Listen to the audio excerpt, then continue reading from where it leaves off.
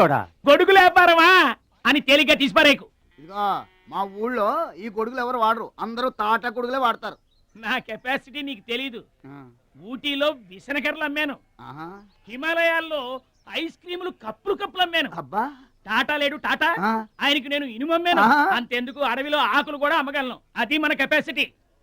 రే సుబ్రాయుడు, అయ్యా నేను ఎక్కడికి వెళ్ళేవారు కనిపించలేదు. పొలం వెళ్ళానండి. సర్లేగానే ఈ గడ్డి మోపు తీసుకెళ్ళి మా దొడ్లో పడేసేళ్ళు. ఈడెవడండి బాబు?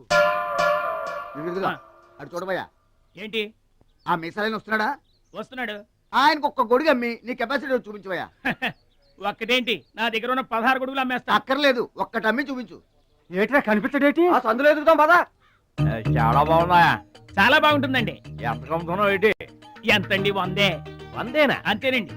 చాలా చీప్. Dead cheap. చెకింగ్ చేసుకోవచ్చా? బాగా చెకింగ్ చేసుకోండి. ఎందుకైనా ఎలాగైనా ఎప్పుడైనా చెకింగ్ చేసుకోండి. 5 years గ్యారంటీ. ఏంటి ఎలాగైనా చెకింగ్ చేసుకోవచ్చా? అలాగే చేసుకోండి. చాలా మంచుడు నువ్వు.